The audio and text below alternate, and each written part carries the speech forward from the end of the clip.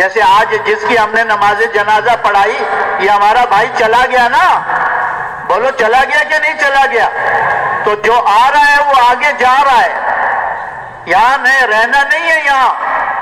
تو اگر اللہ پاک اس کے اعمال کا بدلہ دنیا میں دے دیتا تو کسی نعمت کی شکل میں ہی ہوتی، تو یہ تو قبر میں پہنچ جاتا، وہ نعمت پیچھے رہ جاتی۔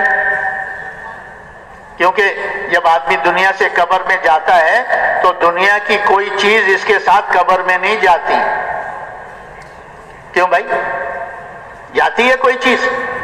جیسے ماں کے پیٹ سے آیا تھا ایسے ہی قبر کے پیٹ میں چلا جاتا ہے۔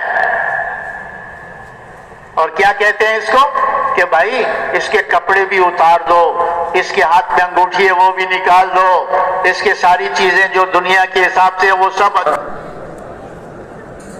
الحمد للہ نحمده ونستعینه ونستغفره ونؤمن به ونتوکل علیہ ونعوذ باللہ من شرور انفسنا ومن سیئات اعمالنا من يهده الله فلا مضل له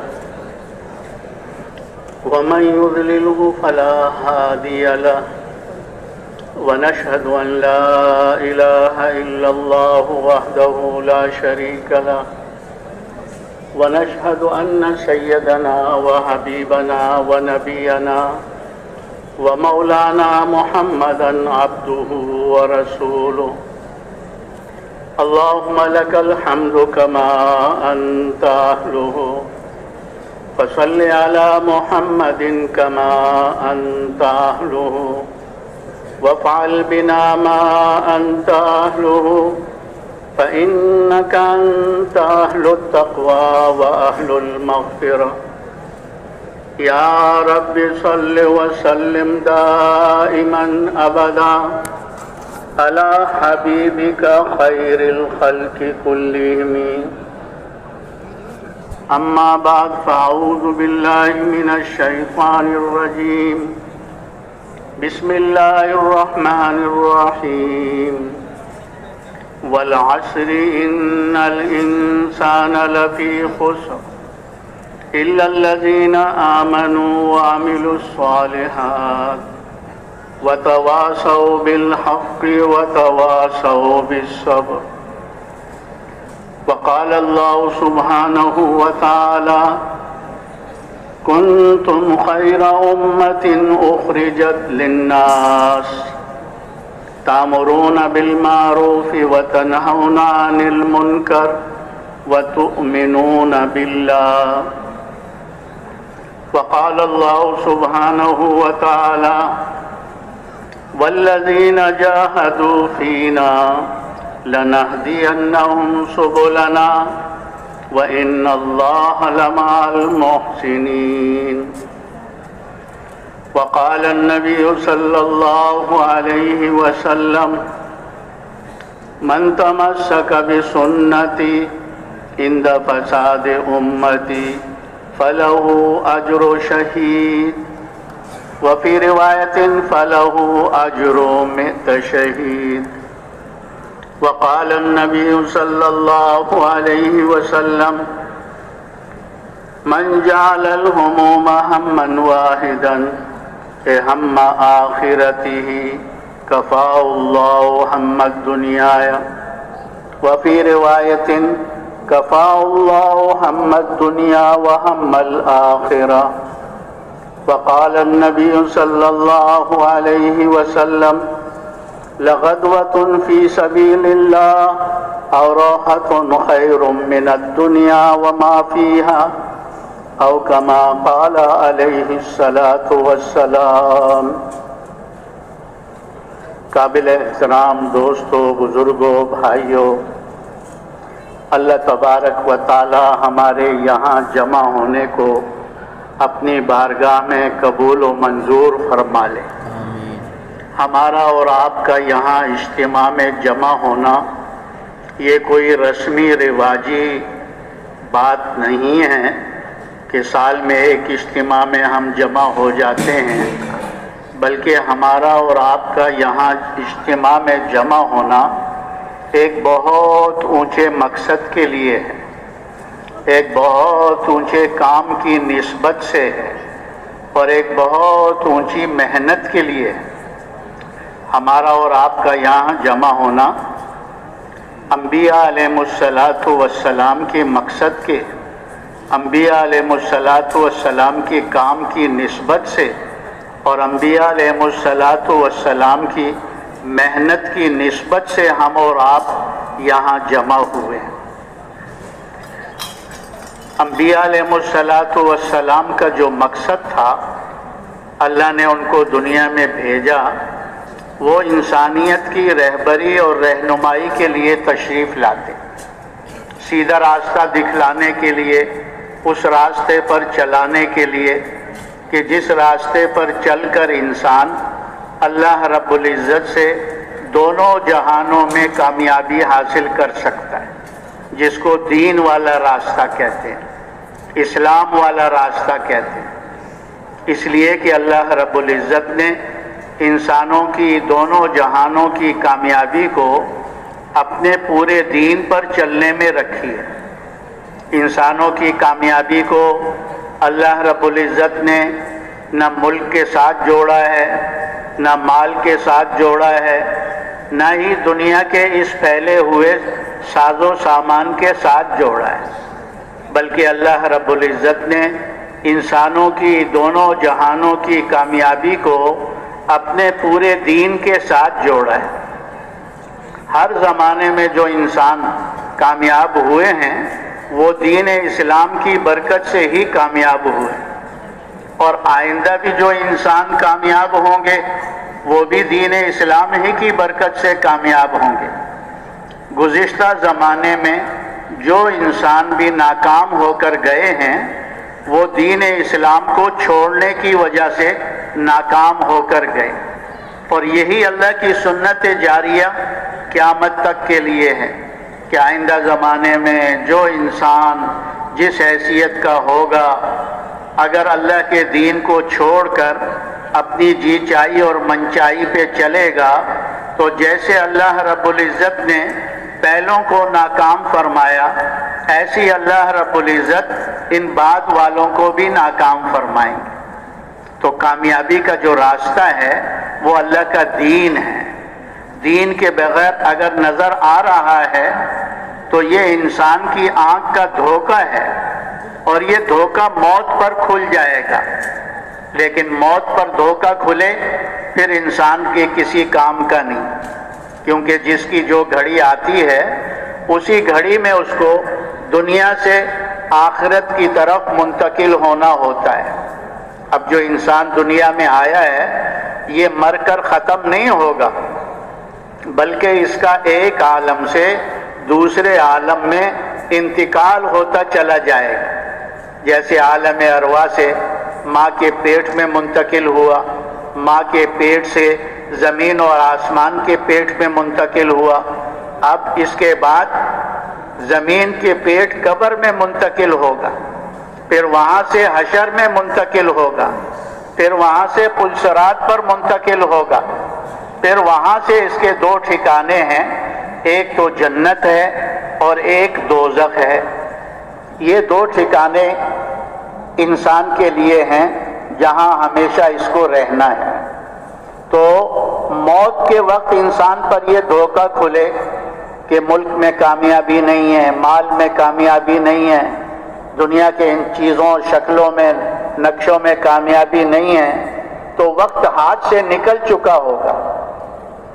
جیسے پہلی قوموں پر موت کے وقت یہ دھوکہ کھلا تو روئے اور چلائے اور اللہ کی بارگاہ میں عرض بھی کیا کہ ہمیں تھوڑی سی مہلت دے دے کہ کوئی نیک عمل کر لیں تاکہ آخرت میں ہمارے کام آ جائے۔ تو اللہ کی طرف سے کیا جواب ہوا کہ اتنا عرصہ دیا، اس میں تم نے کچھ نہیں کیا، تو گھڑی دو گھڑی میں تم کیا کر لو گے؟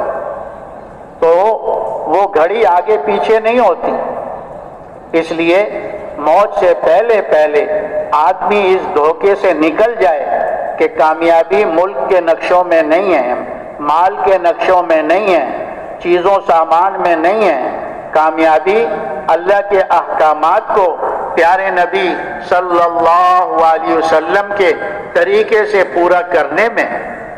جب آدمی موت سے پہلے اس دھوکے سے نکلتا ہے تو پھر اپنی اصلاح کر لیتا ہے، اپنے معاملے کو اللہ سے درست کر لیتا ہے، اپنی نافرمانیوں پر، اپنے گناہوں پر اللہ سے معافی مانگ لیتا ہے، توبہ کر لیتا ہے۔ اللہ تعالیٰ نے یہ توبہ کا دروازہ کھلا رکھا ہے اور یہ موت تک کھلا ہے، کیونکہ اللہ پاک جانتے ہیں کہ یہ میرے بندے ہیں، ان کے ساتھ نفس بھی لگا ہوا ہے، ان کے ساتھ شیطان بھی لگا ہوا ہے، اور یہ دونوں دشمن اس کو میرے راستے سے ہٹائیں گے اور اس سے نافرمانی ہو جائے گی، یہ میری حکم عدولی کر لے گا، اس سے گناہ کا کام ہو جائے گا۔ تو اللہ تبارک و تعالیٰ نے توبہ کا دروازہ کھلا رکھا ہے اور یہ موت تک کھلا ہے۔ حدیث شریف کا مفہوم ہے کہ توبہ کرنے والا ایسا ہے جیسے اس نے گناہ کیا ہی نہیں۔ التائب من الذنب کمن لا ذنب لہ، توبہ کرنے والا ایسا ہو جاتا ہے۔ جی ہاں، ایک حدیث شریف کا مفہوم ہے کہ اللہ تبارک و تعالی اپنے بندوں کی توبہ کا انتظار کرتے ہیں، کہ جب بندہ کوئی نافرمانی کر دیتا ہے تو اللہ اس کی توبہ کا انتظار کرتے ہیں۔ کہتے ہیں جب وہ توبہ کرتا ہے اللہ تبارک و تعالی اتنے خوش ہوتے ہیں کہ فرشتوں سے فرماتے ہیں آسمانوں میں چراغاں کرو، لائٹنگ کرو۔ فرشتے عرض کرتے ہیں باری تعالیٰ یہ کس خوشی میں ہے؟ کیونکہ لائٹنگ اور چراغاں تو کسی خوشی کے موقع پر ہوتی ہے۔ تو اللہ پاک فرماتے ہیں میرے اور میرے فلاں بندے میں صلح ہو گئی ہے، اس نے مجھ سے معافی مانگ لی ہے، اب وہ میری نافرمانی نہیں کرے گا، اس خوشی میں تم آسمانوں میں چراغاں کرو۔ ایک حدیث شریف کا مفہوم ہے کہ انسان کے گناہ اتنے ہوں کہ زمین سے آسمان تک کا خلا بھر جائے، یا جتنی دنیا میں ریت کے ذرات ہیں یا جتنی سمندروں کی جھاگیں بن رہی ہیں، اتنے گناہ کیے ہوئے ہوں لیکن سچے دل سے توبہ کر لے، توبۃ نصوحا، کہ اللہ معاف کر دے، آئندہ نہیں کروں گا، تو اللہ پاک اس سارے گناہوں پر قلم پھیر دیتے ہیں، ان کو مٹا دیتے ہیں۔ بلکہ حدیث کا اگلا جملہ ہے کہ اللہ تبارک و تعالی ان گناہوں کے بدلے میں اس کے اعمال نامے میں نیکیاں لکھوا دیتے ہیں، کہ جتنے پہلے گناہ ہوتے ہیں اتنی نیکیاں اس کی عمل نامے میں لکھوا دی جاتی۔ تو یہ توبہ کا دروازہ بھی موت تک کھلا ہے۔ جب تک دنیا مشاہدے میں ہے اور عالم آخرت غیب میں ہے، تو اگر انسان سے توبہ ہو جائے، گناہ ہو جائے تو کیا کر لے بھائی؟ بولو کیا کر لے؟ ہاں، ایک بار توبہ کی وہ ٹوٹ گئی، پھر توبہ کر لے، پھر ٹوٹ گئی، پھر توبہ کر لے۔ اللہ پاک فرماتا ہے اگر 100 بار بھی توبہ توڑی ہو پھر بھی توبہ کر لے، اس لیے کہ اس در کے علاوہ اور کوئی در نہیں ہے۔ معاف کرنے والا اللہ ہے اور وہ بڑا کریم رب ہے، وہ بڑا رحیم رب ہے۔ جی ہاں، اسی لیے اس نے توبہ کا دروازہ کھلا رکھا ہے۔ تو موت پر چونکہ جب آدمی عالم سکرات میں چلا جاتا ہے تو یہ دنیا جو مشاہدے میں ہے یہ غیب میں چلی جاتی ہے، اور جو عالم آخرت ہے وہ آنکھوں کے سامنے آ جاتی ہے۔ اسی لیے وہ کہتے ہیں جی اب تو یہ کسی کو پہچانتا بھی نہیں ہے، اب تو یہ بات بھی نہیں کر سک رہا، اب تو یہ نہیں کر رہا۔ کیوں؟ کہ وہ عالم دنیا سے نکل گیا، ابھی عالم آخرت اس کی آنکھوں کے سامنے آ گئی ہے۔ تو دیکھ کر توبہ کرنا اور دیکھ کر ایمان لانا، اس کو توبہ اور ایمان نہیں کہتے۔ ارے مشاہدے پر تو جانور چلتے ہیں، انسان کا کیا کمال ہے اس میں؟ بکری کو گھاس دکھاؤ گے وہ قریب آ جائے گی، اور اس کو ڈنڈا دکھاؤ گے تو بھاگ جائے گی۔ کتے کو ہڈی دکھاؤ، بوٹی دکھاؤ، وہ قریب آ جائے گا، اور اس کو روڑا اور پتھر اٹھا کے دکھاؤ تو بھاگ جائے گا۔ تو مشاہدے پر تو جانور چلتے ہیں، انسان کا اس میں کیا کمال ہے؟ انسان کو تو اللہ نے اشرف المخلوقات میں سے بنایا ہے، اور اس لیے اس کو اللہ نے عقل اور سمجھ عطا فرمائی ہے، اسی لیے یہ ساری مخلوقات میں سے اشرف مقام پر ہے، افضل مقام پر ہے۔ جی ہاں،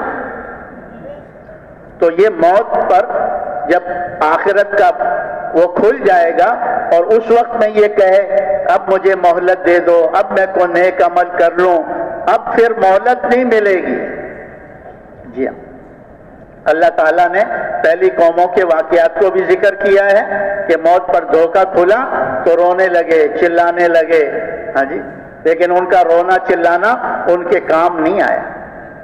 اللہ نے فرعون کا واقعہ ذکر کیا ہے کہ جب بحر کلزم میں اپنی فوجوں کے ساتھ وہ ڈوبنے لگا، پانی نے نیچے کھینچا اور پھر چھوڑا، سر باہر آیا تو کہنے لگا آمنتو آمنتو انہ لا الہ الا اللہ، آمنتو برب موسیٰ و ہارون، آمنتو برب بنو اسرائیل۔ اللہ پاک نے فرمایا ابھی وقت آیا ہے اس کا، اتنا وقت تجھے سمجھاتے رہے، تیری سمجھ میں بات نہیں آئی، اب اسرائیل کو دیکھ لیا تو آمن تو کرتا ہے، اب تو تجھے عبرت کا انجام بنا دیں گے۔ اللہ نے لاش سمندر سے باہر پھینکوا دی اور آج بھی کسی عجائب گھر میں پڑا ہوا ہے، اور عبرت کا انجام اللہ نے بنا دیا قیامت تک کے لیے۔ جی ہاں، تو موت پر یہ توبہ کا دروازہ بھی بند ہو جائے گا۔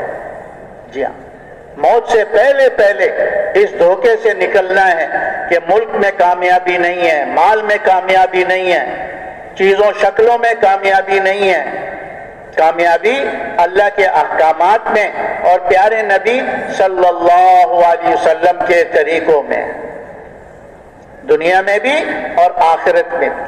اللہ تعالیٰ نے اس امت کے سامنے گزشتہ قوموں کے واقعات کو ذکر فرمایا، جن کی زندگی میں دین تھا اللہ نے ان کو کامیاب کر دیا، اور جن کی زندگی میں دین نہیں تھا اللہ نے ان کو ناکام کر دیا۔ اللہ نے نوح علیہ السلام کا واقعہ ذکر فرمایا۔ نوح علیہ السلام نے 950 سال تک اپنی قوم کو اللہ کی طرف بلایا، اللہ کے دین کی طرف بلایا، لیکن بہت تھوڑے سے لوگ ان کی بات مان کر دین پر آئے، اسلام پر چلے۔ اکثریت والی قوم جو اکثریت میں تھی اور ملک کے نقشے ان کے پاس تھے، اللہ تبارک و تعالیٰ کی نافرمان رہی، دین کو قبول نہیں کیا، نبی کی بات سے انکار کیا، تو اللہ تبارک و تعالیٰ نے ان 80-82 مسلمانوں کو نوح علیہ السلام کے ساتھ کشتی میں محفوظ رکھا، اور باقی ساری قوم کو اللہ نے طوفان میں غرق کر دیا۔ آسمان سے بھی پانی برسایا، زمین سے بھی پانی نکالا، آسمان اور زمین کا پانی مل گیا، اللہ نے اس قوم کی جڑوں کو کاٹ دیا۔ جب نوح علیہ السلام مسلمانوں کو کشتی میں سوار کر رہے تھے تو بیٹا قریب سے گزر رہا تھا، تو بیٹے کو کہا یا بنیا ارکب معنا، کہ میرے بیٹے آؤ ہمارے ساتھ اس میں کشتی میں سوار ہو جاؤ۔ تو اس نے کہا سآوی الی الجبل، کہ میں پہاڑ پر چڑھ کر اپنی جان بچا لوں گا۔ نوح علیہ السلام نے فرمایا آج اللہ کے بچائے بغیر کوئی بچ نہیں سکتا۔ اتنے میں ایک موج آئی اور بیٹے کو بہا کے لے گئی، بیٹا اس کی آنکھوں کے سامنے طوفان میں غرق ہو گیا۔ تو اللہ کی بارگاہ میں عرض کیا باری تعالیٰ یہ میرا بیٹا میرے اہل میں سے، اور میرے اہل کے بارے میں آپ نے فرما دیا تھا۔ تو اللہ پاک نے فرمایا ہرگز یہ تمہارے اہل میں سے نہیں تھا، اس کے عمل غیر صالح تھے، یہ کافروں جیسے عمل کر رہا تھا، اس لیے آج اس کو بھی، کیونکہ اللہ تبارک و تعالی حسب نسب کو نہیں دیکھتے کہ یہ نبی کا بیٹا ہے یا نبی کی بیوی ہے، بلکہ اللہ پاک دل کے یقین کو دیکھتے ہیں، بدن سے نکلنے والے اعمال کو دیکھتے ہیں۔ جی ہاں، اللہ یہ نہیں دیکھتے کہ نبی کا بیٹا ہے، نبی کی بیوی ہے. ہاں، تو اللہ نے ان اقلیت والوں کو، جن کو وہ لوگ کہتے تھے نوح علیہ السلام سے کہ ہمارے قوم کے گرے پڑے لوگ تمہارے ساتھ ہیں، اللہ نے ان کو کامیاب کر دیا دین اسلام کی برکت سے. جی ہاں، اور جو مال و دولت اور ساری نقشوں والے تھے اللہ نے ان کو شبح ہستی سے مٹا دیا. اللہ نے ابراہیم علیہ السلام کا واقعہ ذکر فرمایا ہے.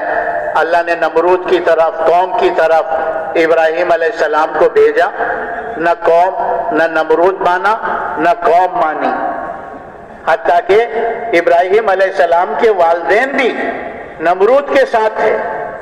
تو جیسے نمرود ناکام ہوا، اس کی قوم ناکام ہوئی، ایسے ابراہیم علیہ السلام کے والدین بھی نمرود کے ساتھ ناکام ہو گئے. اللہ نے یہ نہیں دیکھا کہ یہ نبی کے والدین ہیں، یہ نبی کا باپ ہے، یہ نبی کی ماں ہے، کیونکہ اللہ تبارک و تعالی حسب نسب کو نہیں دیکھتے، اندر کو دیکھتے ہیں، دل میں کیا ہے، باہر جسم سے کیا نکل رہا ہے ان کے. جی ہاں، تو اللہ نے نمرود جو ساری دنیا کا بادشاہ تھا اپنی قوم کے ساتھ ناکام ہو گیا. نمرود کی بیٹی کلمہ پڑھ کے مسلمان ہو گئی، ابراہیم علیہ السلام پر ایمان لے آئی، اللہ نے نمرود کی بیٹی کو کامیاب کر دیا. جی ہاں، اللہ نے فرعون کی طرف موسیٰ علیہ السلام کو اور اس کی قوم کی طرف اور بنی اسرائیل کی طرف اللہ تبارک و تعالیٰ نے موسیٰ علیہ السلام کو بھیجا. موسیٰ علیہ السلام فرعون کو، اس کی قوم کو اللہ کی طرف، اللہ کے دین کی طرف بلا رہے ہیں، اور بنی اسرائیل چونکہ مسلمان تھے ان پر ایمان اور اعمال کی محنت کر رہے، کلمہ نماز کی محنت کر رہے، کیونکہ بنی اسرائیل جو تھے وہ یوسف علیہ السلام کے 12 بھائیوں کی اولاد تھے. یوسف علیہ السلام کو اللہ نے کنویں میں سے نکالا، ملک مصر کے بازار میں بکے، پھر بادشاہ کے محل میں پہنچے، وہاں سے اللہ نے ان کو جیل میں بھجوا دیا، جیل سے نکال کر اللہ نے ملک مصر کے تخت پہ بٹھا دیا. تو بنی اسرائیل یوسف علیہ السلام کے 12 بھائیوں کے اولاد تھے، انہی کی نسل آگے چل رہی تھی، اور یہ مسلمان تھے، لیکن اسلام والے راستے کو چھوڑا اور جی چاہی اور منچائی پہ چل پڑے.